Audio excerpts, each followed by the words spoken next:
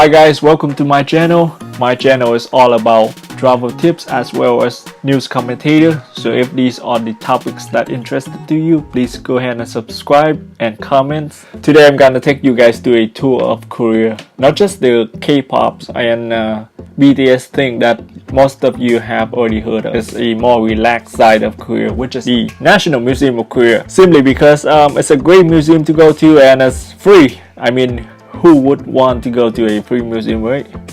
And plus, if you're in Seoul, it's very close to Seoul though. It's only 3 stops away from Icheon Station. That is about 9 minutes away from Seoul Station. Once you arrive at the museum, I mean, it's gigantic. The museum is as big as any museum you would find in the States. It's a multiple stories museum. It houses both the Korean historical artifacts as well as Western and the rest of the world artifacts. In a sense, it's very similar to the museums of the West. That being said, it also has a lot of Korean artifacts such as the ancient side of Korea, like how people used to live, ancient Korean paintings, the emperor's chair, as well as the portraits of past emperors of Korea.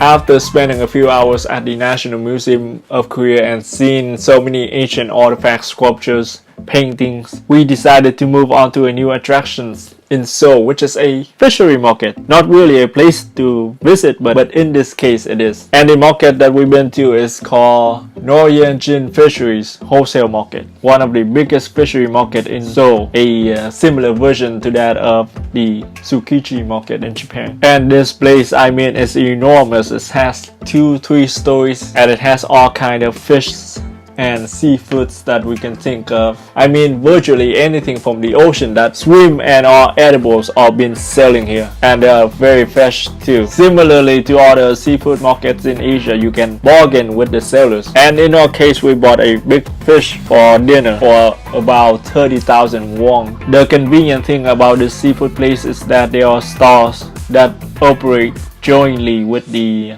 fish sellers to prepare and cook the meals for you at additional cost. So in our case, we got a fish for 30 bucks and we bring it to a stores, they cook it for another $20. So it turns out that our dinner, which is a fish hot pot with some side dishes, cost us 50 bucks. A little pricey for a hot pot, however, the experience, what we liked was the experience, a new taste. Plus, we never had that fish in America, so I think it's okay. Time for a new experience. After we finished our dinner, we went back to the hotel and have a good sleep. So the next morning, which is like 5 o'clock, we took a bus to the airport for a trip back to Vietnam. The bus ride was really good though. It only cost us $10 per person from the city center all the way to the airport, which is like 20 miles away. For 10 bucks, the bus ride from the city center all the way to the airport was about 20 miles and it took about half an hour. So after that, we got to the airport and do our check-ins, and that's completed our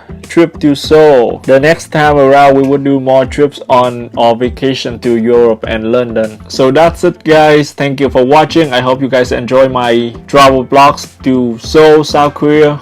I appreciate your time. Hopefully you can make the trip one day. Thank you and have a good day. Please don't forget to subscribe though.